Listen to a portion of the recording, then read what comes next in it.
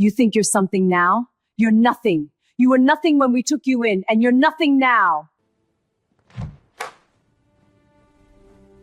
You shouldn't have done that. She's going to come after you now. I don't care. She's been hurting you for 18 years. I would do it again.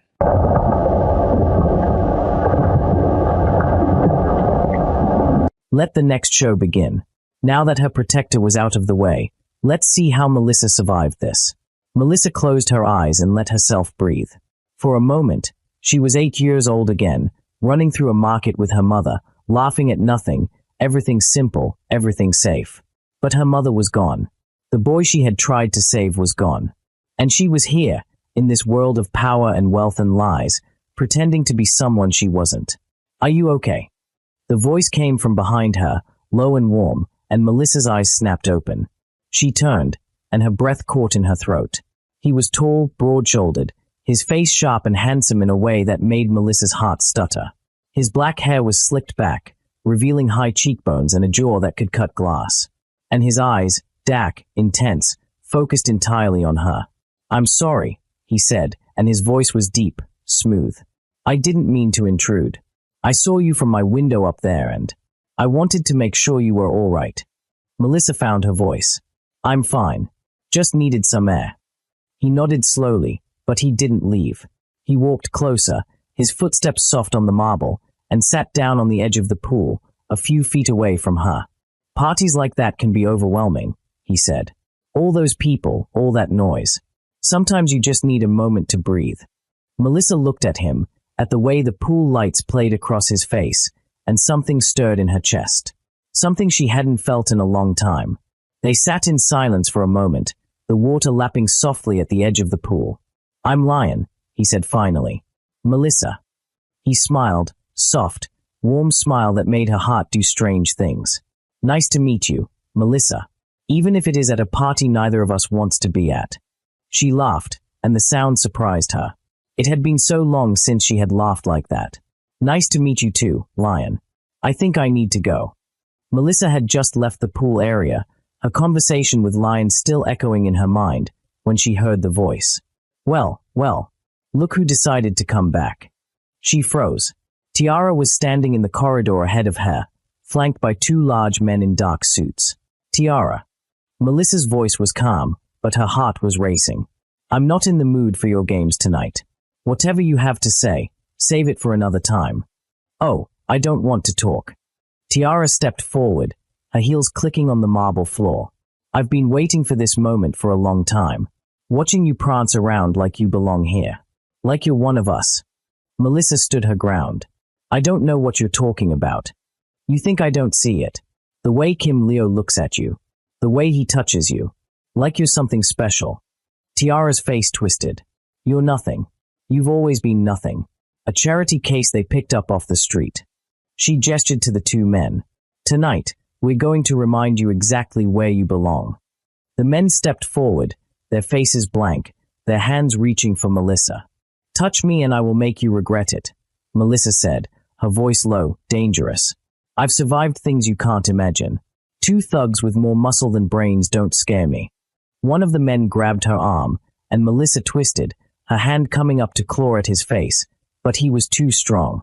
The other man grabbed her other arm, pinning her against the wall. "Let me go." Melissa's voice was sharp, desperate. "Let me go or I swear." Tiara laughed, a cold, cruel sound. "Or you'll what? No one's coming to save you, Melissa. Kim Leo is occupied. And by the time anyone finds you, you'll be so broken you won't remember your own name." She stepped closer, her face inches from Melissa's. "You should have stayed in your place. You should have known that people like you don't get happy endings." Melissa's mind raced. She could fight, but she was outnumbered, outmatched. She could scream, but the ballroom was too far away, the music too loud. And then, from the end of the corridor, a voice. "Let her go." The words were soft, calm, but they carried a weight that made everyone in the corridor freeze. Tiara turned, and her face went pale. Lion stood at the end of the corridor, his hands in his pockets, his face unreadable. He looked relaxed, almost bored, but his eyes were anything but. "This doesn't concern you," Tiara said, her voice sharp. "Walk away." Lion tilted his head, his eyes moving from Tiara to the men holding Melissa, then back to Tiara. I said let her go. Now. One of the men released Melissa and stepped toward Lion, his hands balled into fists. You heard the lady. Walk away before you get hurt. Lion didn't move. The man lunged. What happened next was so fast Melissa almost missed it. Lion moved, his body a blur, and in the space of 3 seconds, both men were on the ground, unconscious, and Lion was standing over them, his chest barely heaving. Tiara's mouth dropped open. You, how? Lion stepped over the men, his eyes fixed on Tiara. I don't hit women, he said, his voice quiet, dangerous. But for you, I might make an exception. Apologize to her. I'm not apologizing to that. He moved so fast she didn't see him coming. His hand slammed into the wall beside her head, and she flinched, her eyes wide with fear. Apologize, he said again, and this time, there was no room for argument. Tiara's face crumpled. I'm sorry, she whispered. I'm sorry.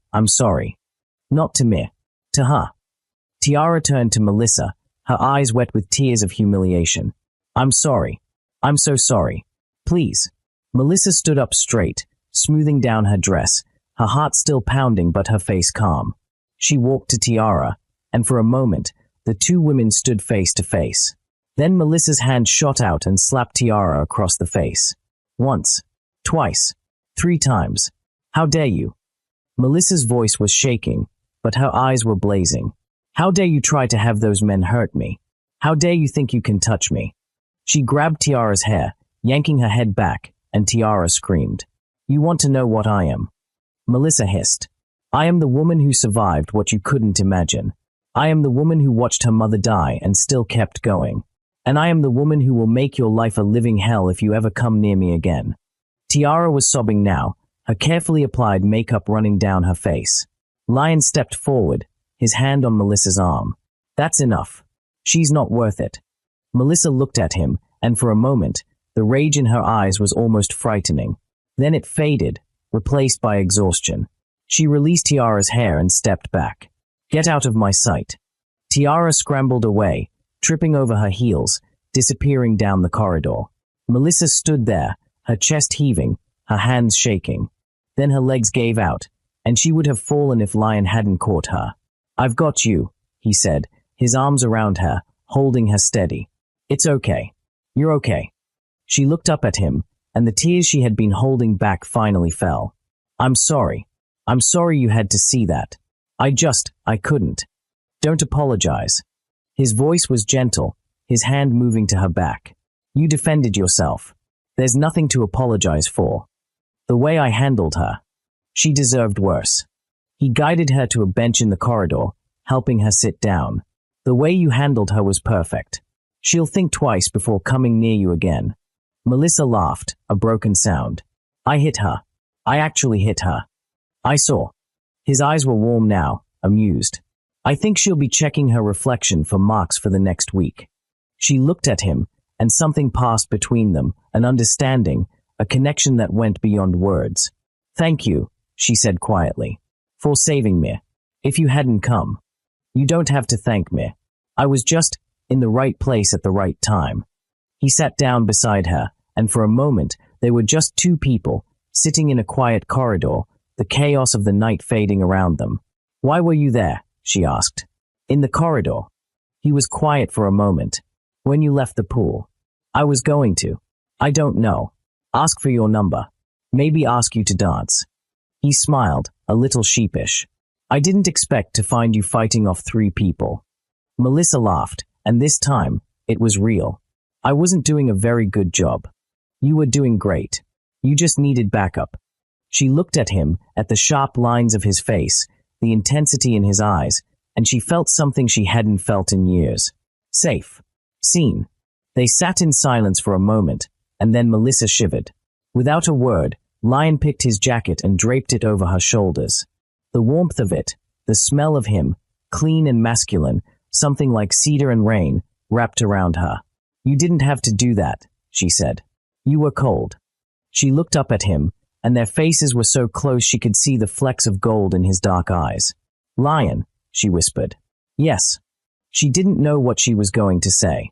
His face was so close, his eyes so intense, and she found herself leaning toward him, her body moving without her permission. His hand came up to cup her face, his thumb brushing her cheekbone. Melissa. She held her breath. Then his phone buzzed, loud and insistent, shattering the moment. He pulled back, his jaw tightening, and pulled the phone from his pocket. He glanced at the screen, and his expression changed, became harder, more focused. I have to go, he said, and there was regret in his voice. Something's come up. Of course. Melissa pulled herself together, handing him back his jacket. Thank you. For everything. He stood, looking down at her with an expression she couldn't read. Will I see you again? I don't know. I hope so. He stepped back, and for a moment, she thought he was going to say something else. Then he turned and walked away, disappearing into the darkness of the corridor. Melissa sat there for a long time, her heart pounding, her skin still warm where he had touched her. She didn't know who Lion Kang was. She didn't know where he had come from or what he wanted. But she knew, with a certainty that scared her, that her life had just changed. For the 3 days of the event, Melissa and Lion were inseparable. They talked. They laughed. They walked through the forest, sat by the lake, watched the stars. Kim Leo noticed. He didn't like it. He found them by the lake. He had been looking for Melissa all morning. When he saw her sitting beside Lion, their shoulders touching, her head tilted toward him like she was listening to something important, something in his chest tightened. Melissa. His voice was sharp. She looked up, smiled. Kim Leo. There you are. We were just talking about. Can I talk to you? He didn't look at Lion. She hesitated. Then she stood. I'll be right back. She walked toward him, and he grabbed her arm, pulled her away from the dock. What are you doing? He hissed. What do you mean? With him. He jerked his head toward Lion. You've been with him for 3 days. Every time I look for you, you're with him. He's my friend. Friend. Kim Leo laughed, but there was no humor in it. You think I don't see the way he looks at you? The way you look at him. Melissa pulled her arm free. Kim Leo, you're being ridiculous. Am I? He stepped closer, lowered his voice. I've waited for you for years, Melissa. And now some stranger shows up and you're ready to throw all of that away. She looked at him, really looked, at the desperation in his eyes, the fear. I'm not throwing anything away, she said quietly. But I'm not something you can wait for. I'm not a prize you win at the end of a race. He flinched like she had hit him. I didn't mean. I know what you meant. Her voice was gentle, but firm.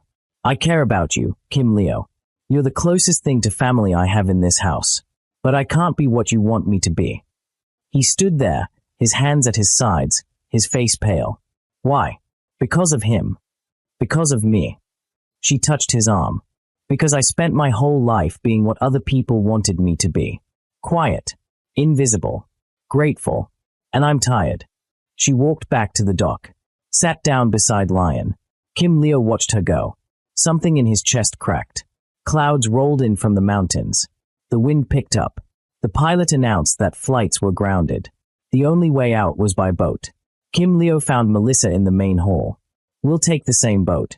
I already arranged it. She nodded. I'll get my things. He watched her go. She was walking back to the dock when Lion appeared beside her. Will you join my boat? I would really love your company, he asked. She glanced at him. Okay. She brought out her phone. I will text Kim Leo. Tiara was beside Kim Leo, her hand on his arm. Such a shame about the weather, she said. But maybe it's for the best. A boat ride together. Just the two of us. He pulled his arm away. We're not taking the same boat. Melissa and I. Melissa already left. What? Tiara smiled. She left with that man. They are already at the dock. Kim Leo's face went white. He turned and ran. He saw their boat pulling away. Saw Melissa's face turn toward the shore. He stood there, chest heaving, as the boat disappeared into the mist. Tiara appeared beside him. Her hand slipped into his. Don't worry, she said softly. She'll be fine. He pulled his hand away. But she didn't move. It started fine. And then the storm came. The water changed texture, from smooth to violent in the space of 10 minutes. The boat pitched. Spray hit the deck in sheets. Melissa grabbed the side railing and held. Then something hit them from below. The boat lurched sideways and Lion moved without thinking. He threw his body in front of hers before Melissa even processed what was happening. The boat's metal lip caught him across the side as they went over. They hit the water together. Cold. Dark. The same cold, the same dark that lived in Melissa's bones from 18 years ago. He was losing blood.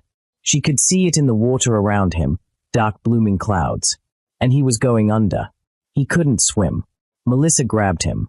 She was strong from years of swimming, years of refusing to be afraid of water, of proving to herself that it hadn't won. She grabbed him and pulled him up and kept his face above the surface. His eyes flickered open, clouded with pain. He looked at her face and something moved through him that was more than pain. Something older. Why does she remind me of? She pressed her lips to his, breathing for him, the same way she had once before, in a different river, in a different lifetime. His eyes opened fully for just a second. The same thing happened that had happened when he was 10 years old in cold, dark water. He saw her face, and he remembered everything. His mother's voice, his grandmother's hands, the car, the fire, the cliff, the small girl with the pendant who had breathed life into him once before, who had given him her pendant, who had been swallowed by the water while he survived. It was her. Boats reached them. People pulled them up. Kim Leo was waiting on the shore when they brought Melissa in. He ran to her, pulling off his jacket, wrapping it around her shoulders. Are you okay? Are you hurt? She was shaking. Her lips were blue, but her eyes were on the other boat, where Lion was being loaded onto a stretcher. He's bleeding, she said. He shielded me. The debris, it cut him. The doctors will take care of him. I need to go with him. Melissa. She pulled away, walked to Lion's boat, climbed in, sat beside him, held his hand. I'm here, she said. I'm here. His eyes were closed, but his hand tightened around hers. Kim Leo stood on the shore, watching her leave. Tiara slipped her hand into his. She's gone, she said softly. It's just us now. He didn't pull away this time. The hospital discharged him faster than Melissa thought was wise. He has private doctors. One of his men said to her, in a tone that meant this is not your concern. She looked at Lion on the hospital bed. He looked at her. You should go home, he said. You're still bleeding through that bandage. My men will. Your men were not in that water with you. She sat down in the chair beside his bed and crossed her legs. I'll go when the doctor says you're fine. He looked at her for a long moment, then looked away. Like if he kept looking he might say something he wasn't ready to say. He was discharged in the evening. His men brought the car. At Lion's apartment, she checked his freezer. Empty. You don't have any food, she said. I just got into town. Haven't had time to buy anything. It's late. The stores are closed. She looked at what little he had. I'll make do. Tomorrow, we'll go shopping. You don't have to. I want to. She set his bed. Set hers on the floor. You can stay on the bed, he said. I'm fine on the floor. Melissa. No. You're injured. You need rest. He sighed. Didn't argue. That night, she heard him threshing, crying out. She was beside him in an instant, pulled him into her arms, held him. It's okay, she whispered. It's okay. I'm here. He held her, his face buried in her hair. His breathing slowly steadied. I saw her, he said. My mother. She was calling for me. It was just a dream. It felt real. She held him tighter. I know. He fell asleep in her arms. She didn't move. In the morning, she woke to find him watching her. She felt her cheeks warm. What? You said you were fine on the floor. I was. Somehow you ended up in my arms. She sat up quickly. I heard you crying out. I couldn't leave you. He smiled, and stayed the whole night. I didn't want you to have another nightmare. He looked at her.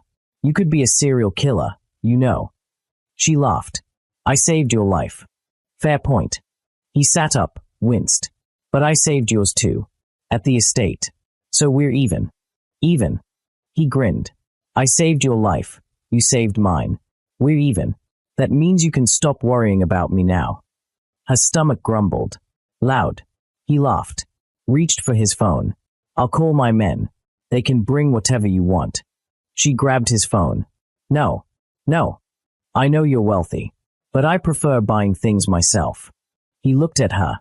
Okay, let's go. You're recovering. I'm fine. You almost died yesterday. I've almost died a lot of times. He stood up. I'm still here. At the grocery store, she picked vegetables, ordered him to carry things, made him follow her through every aisle. You're very bossy for someone who's supposed to be taking care of me, he said. I'm taking care of you by making sure you eat properly. Now hold this. I'm injured. You're fine. He pulled out his phone, started filming. What are you doing? Documenting this. The moment you made a recovering man carry your groceries. She snatched at the phone. He pulled it away. Give me that. No. This is evidence. Melissa's grocery store tyranny. I'm sending it to my men. They'll be very interested in this footage. She threw a package of noodles at him. He ducked. The noodles landed on the floor. Now look what you made me do, she said, laughing. He was laughing too. I didn't make you do anything. You have terrible aim. I have excellent aim. You moved. You missed. She grabbed another package. Try me. He held up his hands. Okay. Truce. She put the package back. Picked up the one on the floor. You're paying for this. Obviously. Back at his apartment, she cooked. He watched. When she served him, he took a bite. Chewed. Took another bite. Well, she asked. Not bad. Not bad. She grabbed a pillow. I slaved over this stove for an hour. I picked every vegetable myself. I carried them myself. You made me carry them. You're recovering. You need the exercise. He grinned. Licked his spoon. Seriously, though. Not bad. She threw the pillow at him. He caught it. Threw it back. She threw another pillow. He dodged. It hit the lamp. The lamp wobbled. Your lamp, she said. Forget the lamp. He grabbed a pillow. You started this. He threw it. She ducked. It hit the wall. Feathers exploded. She was laughing so hard she couldn't breathe. He was laughing too. The room was a mess. Feathers everywhere. Pillowcases on the floor. He caught her. Pulled her close. They were both breathing hard. His face was inches from hers. Her heart pounded. You make me laugh, he said. Do you know how long it's been since I laughed like that? She couldn't speak. Couldn't move. Lion. He kissed her. She kissed him back. The world stopped. The room disappeared. There was nothing but his lips on hers, his hands in her hair, her heart beating so loud she was sure he could hear it. Then he pulled away. Melissa, he said, his voice rough. Her phone buzzed. Kim Leo. Again. She ignored it. But the moment was broken. She stepped back. I should go. Don't. I have to. He watched her go. Seo Yun was in the living room when Melissa came through the door. She was sitting in the center of the white sofa like she was holding court. Like the room was hers because she had decided it was. Where, Seo Yun said, without looking up from her phone, have you been? Melissa kept walking. Melissa. She stopped. Turned. Seo Yun set the phone down and looked at her with that expression she had perfected over years, contempt dressed up as concern. You disappear since yesterday without proper explanation.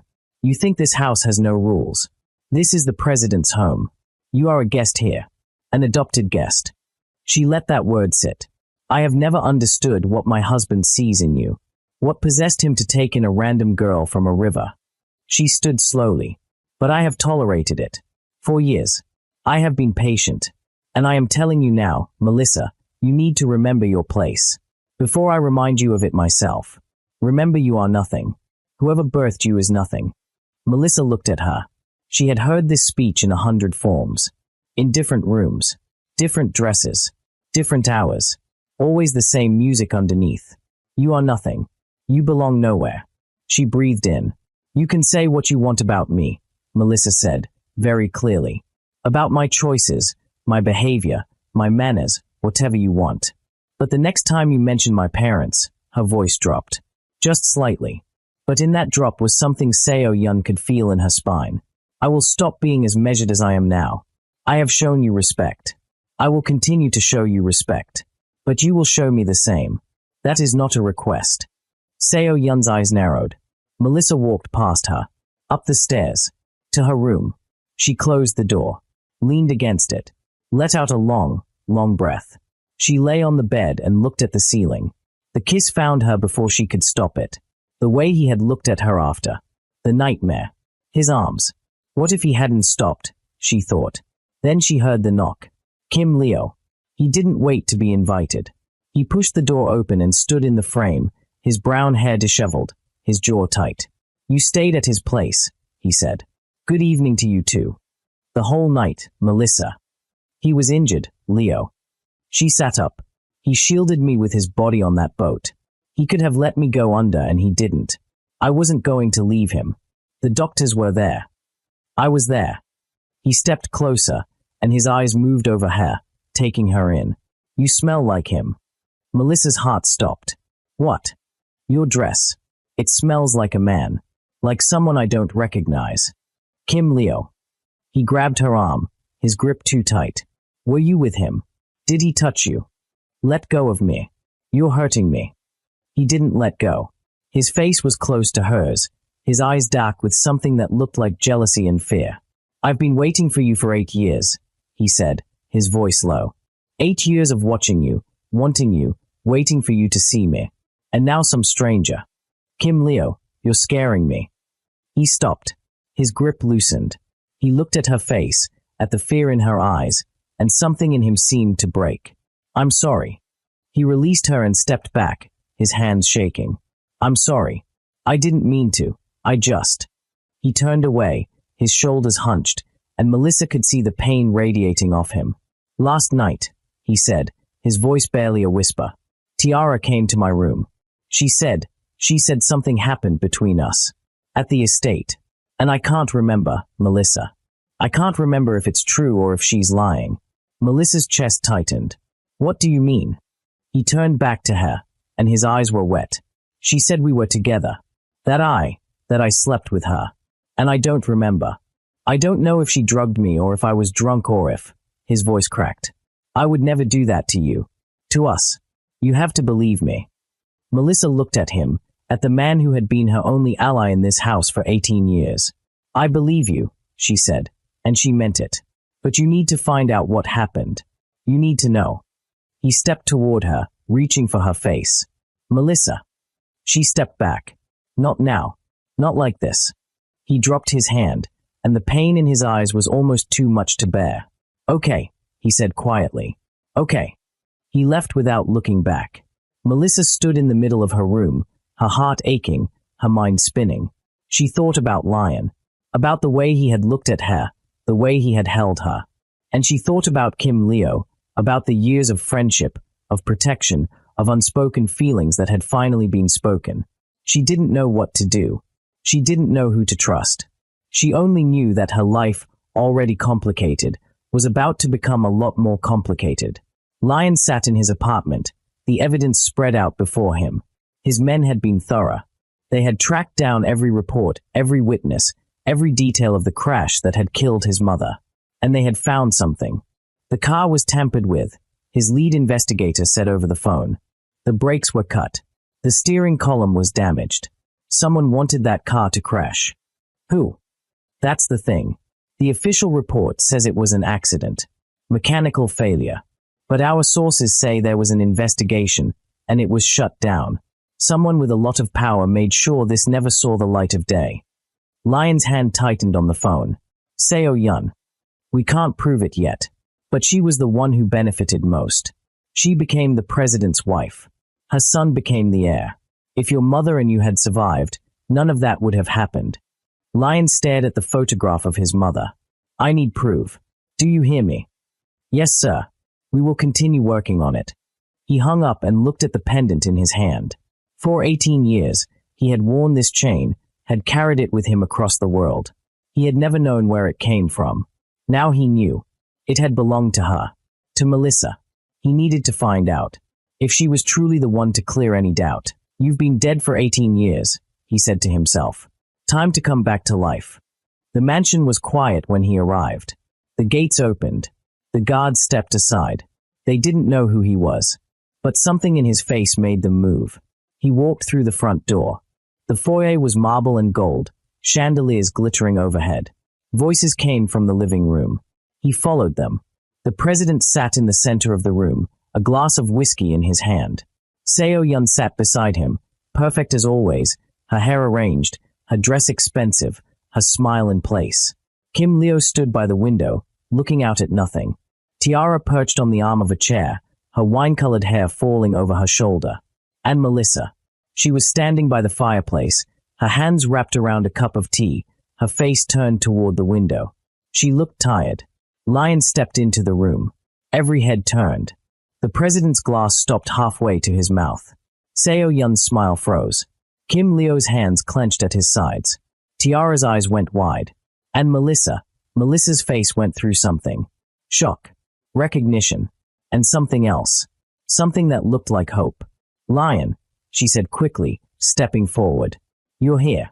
You're here to see me. I told you to come. He's my friend, everyone. He's just here to see me. Kim Leo's jaw tightened. Tiara's eyes narrowed. Lion looked at Melissa. At the lie she was trying to build, the shield she was trying to throw around him. He shook his head. I'm not here to see you, he said. His voice was calm. Steady. I'm here to tell them who I am. Melissa's hand went to her chest. What was he talking about? I am the president's son, Lion said. I am the boy who died in that car crash 18 years ago. The room went silent. Seo Yun's hand shook. The wine glass in her fingers trembled. Red liquid sloshed against the crystal. The president set down his glass. Slowly, carefully. His face was pale. What nonsense is this? He said. His voice was low. Dangerous. Who are you? Who sent you here? Lion stepped forward. No one sent me. I came because I finally know the truth. I didn't die that night. I lost my memory. I was taken to America by my grandmother and raised there. She hid me to keep me safe. Hid you? Seo Yun's voice was sharp. Too sharp. From what? From who? Lion looked at her. From the people who tried to kill me. The president stood up. His hands were shaking. You come into my house. You stand in front of my family. And you tell me you're my dead son. His voice rose. Where is your proof? Where is your evidence? You think you can walk in here and claim to be my flesh and blood without? I have witnesses. I have my grandmother's testimony, Lion said. I have everything you need to know the truth. You have nothing. Seo Yun's voice cracked. She stood up. You think you can come here and bring back pain we buried 18 years ago? You think you can open old wounds for what? Money, power, position. She walked toward him. Her face was twisted. We buried that boy. We mourned him. His mother died in that crash. His body was found in the water. I held my husband while he cried for his son. And now you come here. You held him, Lion said quietly. You held him while he cried for the son you tried to kill. The room went cold. Seo Yun's face went white. How dare you? There's only one way to find out, Lion said. He looked at the president. A DNA test. Right now. Your doctor. Your people. Your process.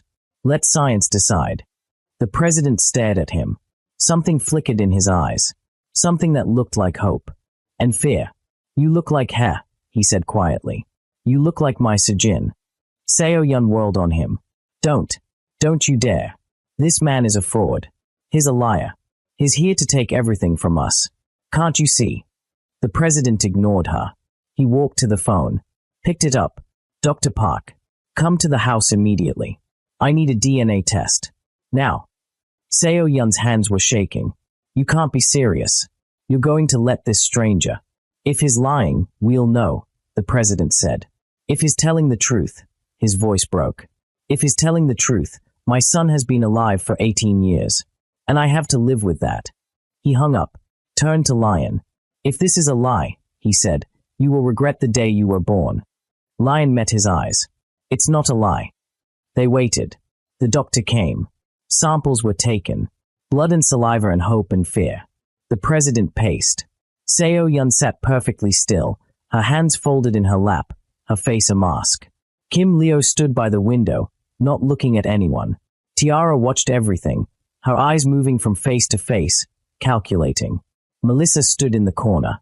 Her heart was pounding so hard she could hear it in her ears. Could it be true? Could the boy she tried to save be standing in this room? Could her mother's death not be in vain? But they found his body. They found a boy in the water but never found the pendant. Unless they found the wrong boy. Her heart pounded. The doctor came back. His face was pale. "Mr. President," he said, "the results are clear." The room held its breath. Seo Yun's hand went to her throat. "It's a lie. It has to be a lie. We found his body. We buried him. We." Seo Yun. The president's voice was sharp. "Let him speak." The doctor opened the folder. His hands were steady, even if his voice wasn't. "The DNA test confirms a 99.97% probability of paternity. This man is your son." The sound that came out of the president was not a word. It was a noise. A broken, animal sound that came from somewhere deep inside him. He fell to his knees. "My son," he whispered. "My son. My son." Seo Yun stood frozen. Her face was white. Her lips were moving, but no sound came out. The mask had cracked. Behind it was something raw and terrified. Kim Leo stared at Lion. His face was blank, but his hands were shaking. Tiara's mind was racing. If this man was the real son, then Kim Leo was nothing. A placeholder. A substitute. The property. The money. The position. All of it would go to this stranger. That means Kim Leo won't have right to the president's property. And she had already made an enemy of him. She had tried to have his woman hurt. She had threatened her. Brought men to attack her. Her stomach turned. She needed to change her strategy. Fast. Melissa couldn't breathe. She was staring at Lion. At the man who had saved her life. Who had held her in his arms. Who had kissed her like she was the only thing in the world. He was the boy. The boy from the car. The boy her mother had pulled from the wreckage. The boy she had put her lips on and breathed life into. He was alive. He had been alive all along. Tears poured down her face. The president was on his feet. He grabbed Lion, pulled him into his arms, held him like he was afraid he would disappear. "My boy," he sobbed. "My boy. I thought I lost you. I thought you were gone. I thought," his voice broke. "I'm sorry. I'm so sorry I wasn't there. I'm sorry I didn't protect you. I'm sorry I didn't know." Lion stood still. His arms hung at his sides. His face was calm, but his eyes were wet. "I'm here now," he said quietly. The president pulled back, looked at his face, touched his cheek. "You look like her. You look so much like her. Your mother. She would be so proud. She would be so." "I know," Lion said. Seo Yun moved. Her legs were shaking. "I need to lie down. I need to." She walked toward the door. Her steps were unsteady. Her hands were shaking. Lion watched her go. She was going to make a move. He could feel it. The panic in her eyes. The fear. She had thought she had won 18 years ago. She had thought the boy was dead. She had built her life on that lie. Now it was crumbling. He would wait. Let her think she was safe. Let her make the first move. Then he would crush her. In her room, Seo Yun closed the door, leaned against it. Her hands were shaking so hard she couldn't breathe. She grabbed her phone, dialed with shaking fingers. The voice on the other end answered. "Yes. You said you finished the job," she hissed. "You said the boy was dead. You said no one survived. He was in the water. I saw him go under. The current. He's alive. He's standing in my house. He's talking to my husband. He knows. He knows everything." The voice was quiet. "What do you want me to do?" Seo Yun's hands tightened on the phone. "Finish it. Finish what you started 18 years ago. But wait. Wait a while. If anything happens to him now, they'll know. They'll trace it back to me." "How long?" "I don't know. A week. 2. Make it look like an accident. Like the first time." She hung up, threw the phone on the bed, stared at her reflection in the mirror. Her hands were still shaking. Downstairs, the president wouldn't let Lion go. He held his arm like he was afraid he would disappear. He talked and talked, words pouring out of him like water from a broken dam. "Your mother," he said. "She was the most beautiful woman I ever saw. The kindest. The gentlest. When she died, I thought I would die too. I thought," his voice broke. "I thought I lost everything. I lost her. I lost you. I had nothing. He looked at Seo Yun's empty chair. At Kim Leo, standing by the window, his face blank. I tried to move on. I tried to be happy. But I never forgot her. I never forgot either of you, he said quietly. Lion looked at his father. At the man who had been deceived. Who had mourned a son who wasn't dead. Who had let a murderer into his house. Into his bed. She would want you to be happy, Lion said. It was the only thing he could say. The president's face crumpled. He pulled Lion into his arms again. The president turned to the staff. The finest room. The master suite. No, the family suite.